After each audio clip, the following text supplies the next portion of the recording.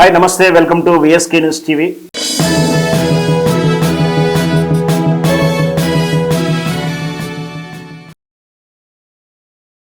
వైఎస్ఆర్సీపీ పార్టీలో ఏం జరుగుతుంది?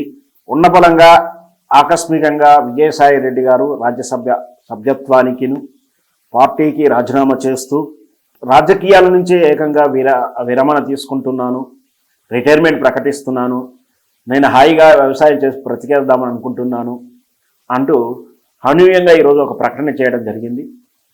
దీంతో ఒకసారిగా వైఎస్ఆర్ పార్టీలో కలకలం రేగిందని చెప్పాలి. లేదా పార్టీ ఎక్కడికి వెళ్తుంది, ఉంటుందా, మనుగడ సాధించగలదా లేదా అనుమానాలు. జగన్మోహన్ రెడ్డి వీళ్ళని అజమాయిషులు ఉంచుకోలేకపోతున్నాడా, నమ్మకాన్ని కలిగించుకోలేకపోతున్నాడా?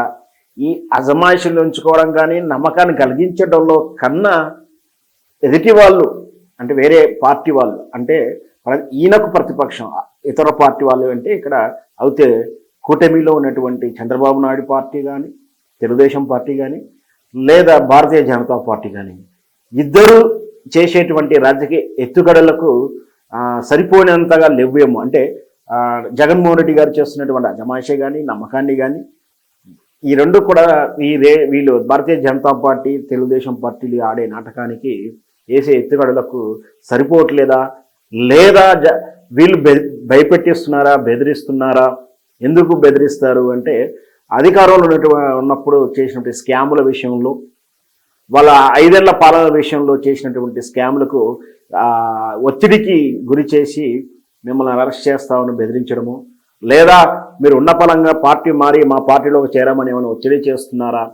ఎందుకు జగన్మోహన్ రెడ్డి గారికి హ్యాండ్ ఇస్తూ విజయసాయి రెడ్డి గారు రాజీనామా చేయడం అయితేనేమి, ఇంకొక రాజ్యసభ సభ్యుడు అయోధ్య రెడ్డి కూడా ఈరోజు రేపు రాజీనామా చేస్తారని ఒక వార్త కూడా సోషల్ మీడియా చక్కర కొడుతుంది.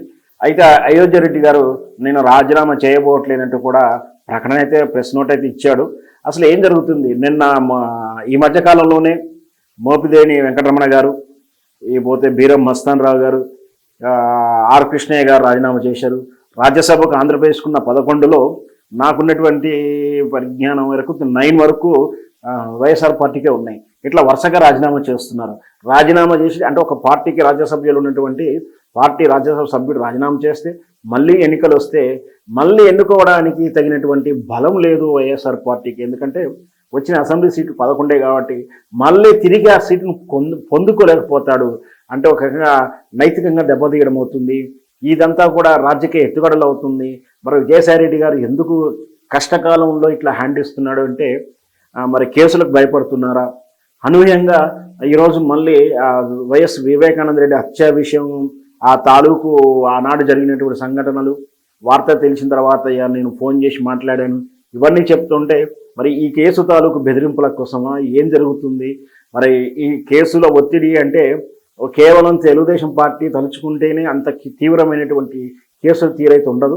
దీని వెనక భారతీయ జనతా పార్టీ కూడా ఉంటుందేమో అని అనుమానాలు రాజకీయ విశ్లేషకులు చెప్తా ఉన్నారు. అయితే ఇక్కడ ఏంటి, భారతీయ జనతా పార్టీకి పార్లమెంటులో సరి అయినటువంటి మెజార్టీ ఉన్నప్పటికీ రాజ్యసభలో బిల్లులు పాస్ చేసుకోవడానికి తగినటువంటి మెజార్టీ లేక చాలా ఇబ్బంది పడుతూ ఉంది.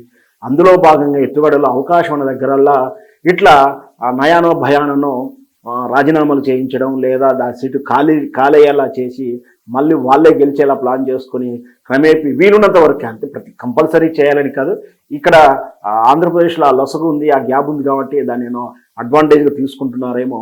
ఇట్లా భారతీయ జనతా పార్టీ అయితేనేమి, ఎవరి వల్ల అయితేనేమి లేదు, వాళ్ళే వ్యక్తిగత కారణాలు ఉంటే ఇట్లా రాజీనామాలు చేస్తూ వెళ్తే అంటే పార్టీ టికెట్ ఇచ్చినప్పుడు ఒక రకంగా పార్టీ మీద బదనాం చేయడము, పార్టీ టికెట్ ఇవ్వని చెప్పి చాలా కష్టపడి వాళ్ళని వేధించో రకరకాల లోపరుచుకొని డబ్బులు ఇచ్చో కష్టపడి సాధించుకున్నటువంటి పార్టీ టికెట్లు, ఆ టికెట్ల మీద గెలిచిన తర్వాత ఇట్లా పార్టీకి హ్యాండ్ ఇవ్వడం, అనుకూలంగా అంటే అవకాశం దొరికినప్పుడు అధికార పార్టీలకు జంపు చేయడం, ఇవంతా కూడా నేటి రాజకీయంలో పరిపాటిగా మారింది.